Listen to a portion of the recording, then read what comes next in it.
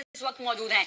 अविनाश, बाजार के हिसाब से बजट कैसा होना चाहिए, व्यापारियों की क्या उम्मीदें हैं? क्योंकि अक्सर कहा जाता रहा है व्यापारियों की ओर से कि जीएसटी जो लगाया गया है उस पर सरकार को ध्यान देना होगा। क्या लगता है कि चुनाव से पहले अंतरिम बजट में सरकार इस पर भी ध्यान दे सकती है व्यापारियों को आकर्षित करने के लिए?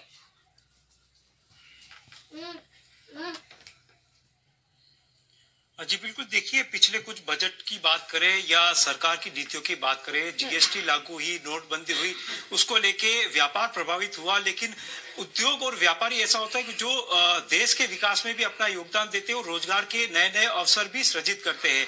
ऐसे में सरकार का अंतरिम बजट है, उदयपुर की इंडस्ट्री क्या सोचती है, उदयपुर के व्यापारी क्या सोचते हैं, उनसे हम जानेंगे। क्योंकि उदयपुर में बड़ी संख्या में इंडस्ट्री यहाँ पे है। सरकार का अंतरिम बजट आएगा 2 दिन बाद में। इंडस्ट्री को क्या उम्मीद है, इस बार क्या नया सरकार दे सकती है, क्योंकि चुनाव भी है उसके बाद में, तो आप क्या उम्मीद करते हैं? उम्मीद ये है कि इनका कोई भी टैक्स जो है जब तक रिड्यूस करेंगे तब तक गवर्नमेंट की रेवेन्यू बढ़ेगी। अब जब भी एविडेंस कब होता है कि जब टैक्स की रेट बहुत ज्यादा हो जाती है। अभी तक जो मार्बल पे या अदर स्टोन्स पे जो टैक्स था, पहले 28% था, फिर हमने बहुत विनती की तो 18% हुआ, जबकि ऑलरेडी ओरिजिनली वो 5% ही चल रहा था, 2% से 5% के बीच में ही था। इतना अबनॉर्मल रेट बढ़ेगा तो एम्प्लॉयमेंट भी कम होगा, इंडस्ट्री कम है। अभी मार्बल की इंडस्ट्री 30% 40% पे चल रही है, क्योंकि रेट ऑफ टैक्स बहुत ज्यादा हैवी है। तो हैवी टैक्स को रेट को रिड्यूस करने के लिए, गवर्नमेंट की रेवेन्यू बढ़ाने के लिए, क्योंकि रेवेन्यू तो गवर्नमेंट आएगी पब्लिक के लिए खर्च करती है, हमें रेवेन्यू देने में हमें कोई आपत्ति नहीं है, लेकिन वो होना ऐसा चाहिए कि रेट ऑफ टैक्स ऐसी रीजनेबल हो कि हर एक आदमी अफोर्ड कर सके और अविजन नहीं करे, कोई टैक्स की चोरी नहीं करे और आराम से देता रहे। दूसरा कैश विड्रॉल का सवाल है कि कैश विड्रॉल की जो लिमिट हर चीज पे कैश विड्रॉल नहीं करते। कहीं बाहर जाता है, कोई बाहर का व्यापारी आता है, कहीं ट्रांसपोर्ट के पेमेंट करने पड़ते हैं, हर एक का बैंक का खाता यहाँ नहीं है।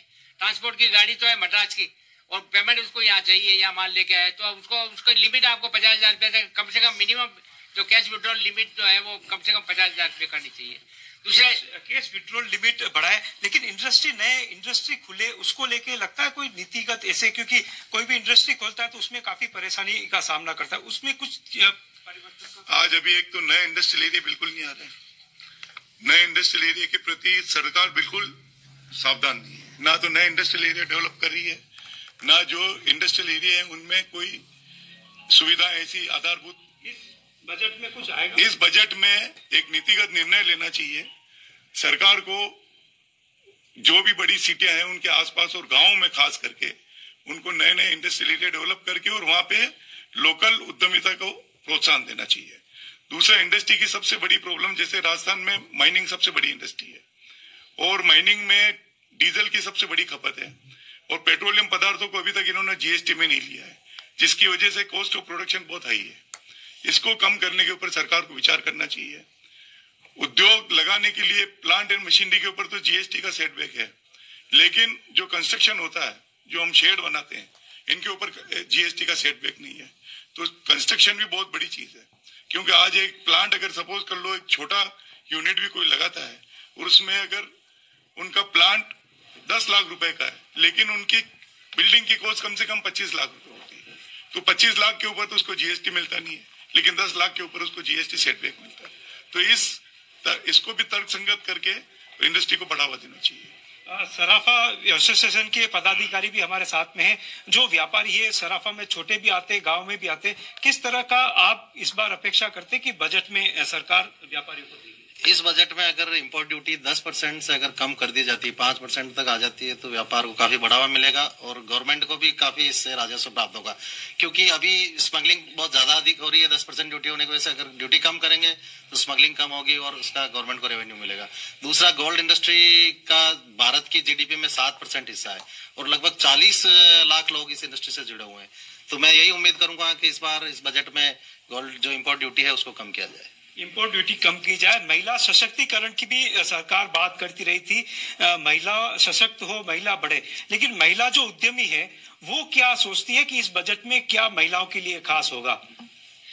एक तो अभी आरक्षण को लेके काफी सारे मुद्दे उठ रहे हैं कि इस वाले समाज को ये आरक्षण देना चाहिए, इसको ये देना चाहिए। तो इसमें महिलाओं का, हम सभी महिलाओं का ये मत है कि इसमें आरक्षण जो पहले होता था कि 50% आप महिलाओं को, 50% पुरुषों को आरक्षण दे, प्लस उसके अलावा जो गरीबी रेखा है उन्हीं को आरक्षण मिलना चाहिए, जो सच्ची में जिसके हकदार हैं।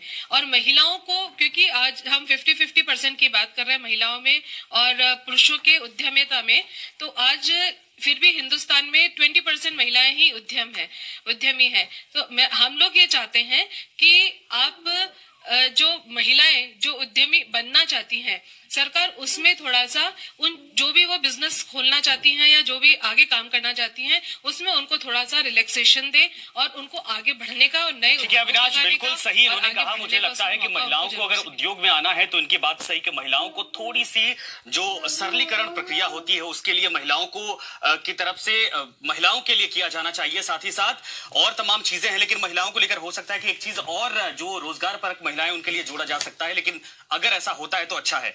मैं